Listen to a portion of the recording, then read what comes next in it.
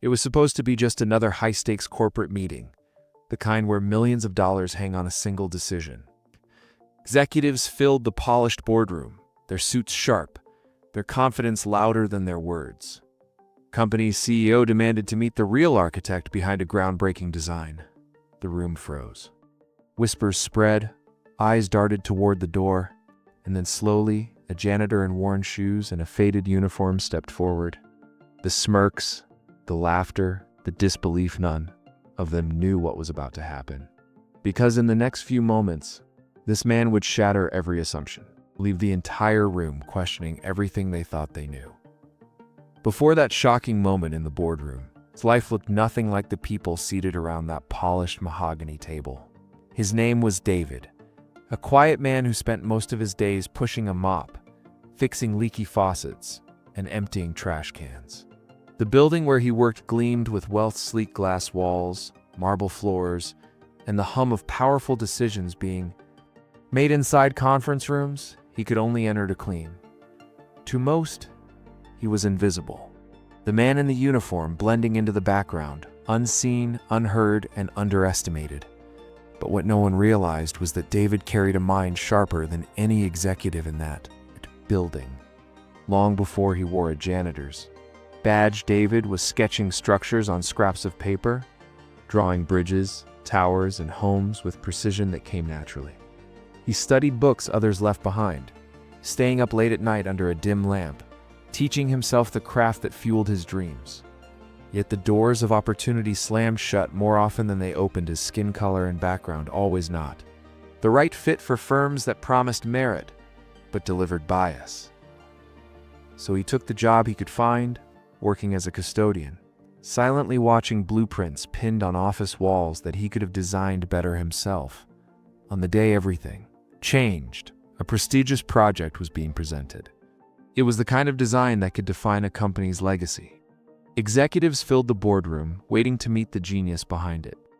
David had poured his soul into that design, submitting it quietly under a colleague's name to avoid rejection. He never expected it to go this far. Never thought it would reach the hands of the CEO himself. Now, as tension built in the room and the question was asked, "Where's the real architect?" David stood in the hallway, mop in hand, his heart racing. What would you have done if you were him? Step forward and risk ridicule, or stay silent and let the truth remain buried? David lingered in the corridor, his palms damp, gripping the handle of his mop as muffled laughter seeped through the boardroom doors. Inside, a senior manager was squirming, stammering, unable to explain details about the design he had claimed as his own. Questions came fast, sharp, demanding clarity. Who drew this curve? Who calculated this load? The man avoided contact, flipping through papers, pretending. But the CEO's tone grew sharper, his patience thinner. Then came the words that silenced the room. "Bring me the real architect." For a moment, David froze.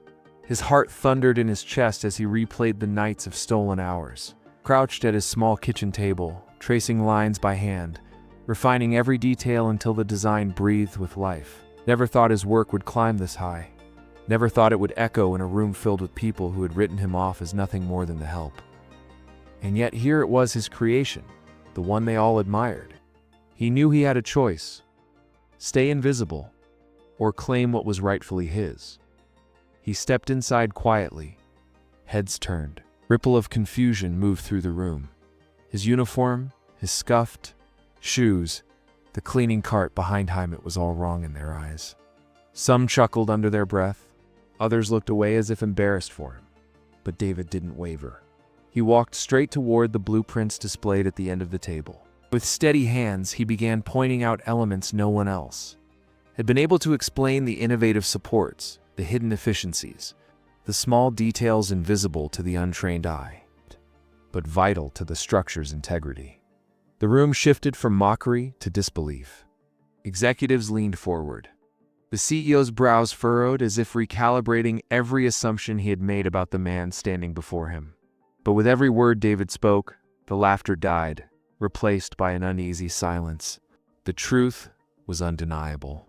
This janitor was the architect. Yet not everyone in the room was ready to accept it. Whispers began again, laced with doubt and prejudice. One executive scoffed, muttering about luck and copying. Another dismissed him outright, suggesting someone must have fed him the answers. The sting of their disbelief cut deep. But David pressed on, his voice unwavering. He wasn't just defending a design. He was defending his place in a world that had tried to push him out. Still, the pressure mounted. The CEO, visibly skeptical, leaned back and crossed his arms. If you really are the mind behind this, prove it. The air thickened, the weight of every stare pressing down on David. This was no longer just about a building.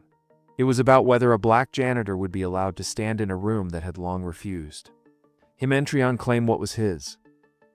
What do you think will happen next? Would they finally listen? Or would prejudice slam the door shut once again? The challenge hung in the air like a storm about to break. The CEO's voice had been calm, but the demand behind it was unmistakable. Prove yourself.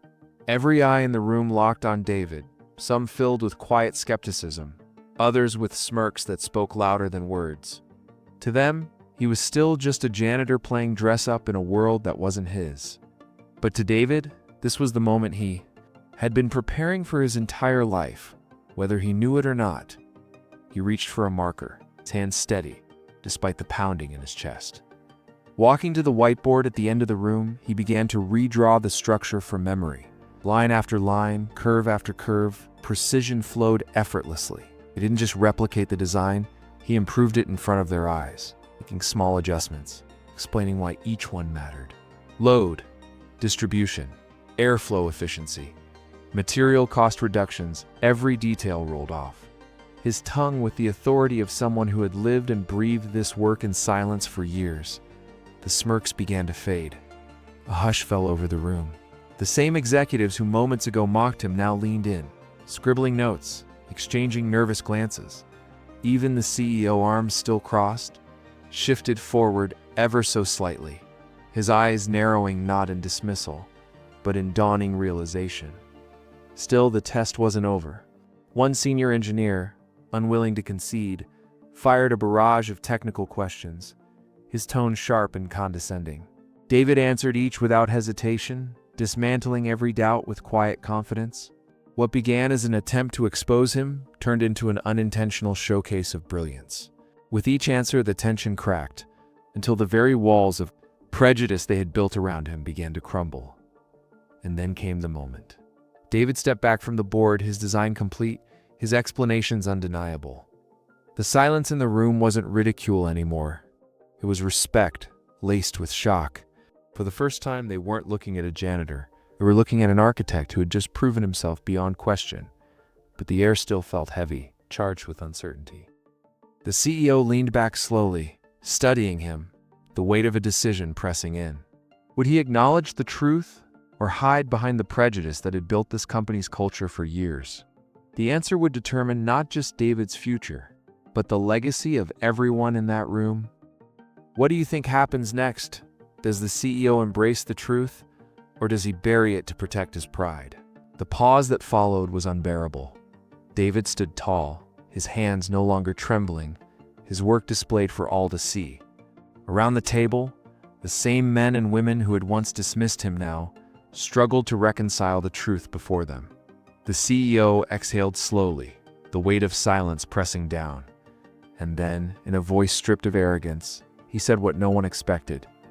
"Gentlemen, we've just met the real architect." The room shifted instantly.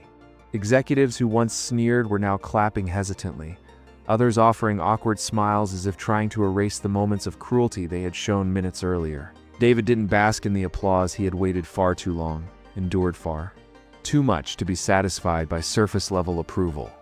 But he knew this moment was bigger than himself. For every door slammed in his face, for every opportunity stolen, for every time he was told he wasn't good enough because of the color of his skin, this was his answer. News of the incident spread beyond the walls of that boardroom.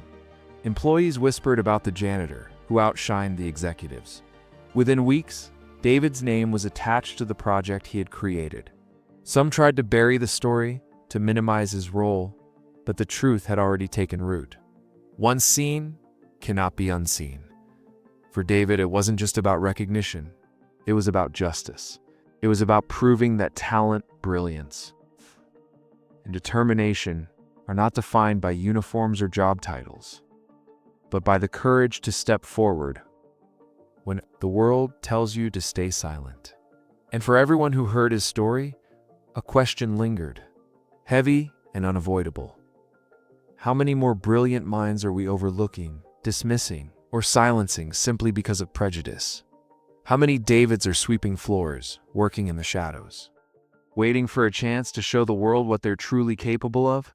Maybe the real question is, when the next David steps forward, will we recognize him, or will we laugh, doubt, and dismiss it? It's too late.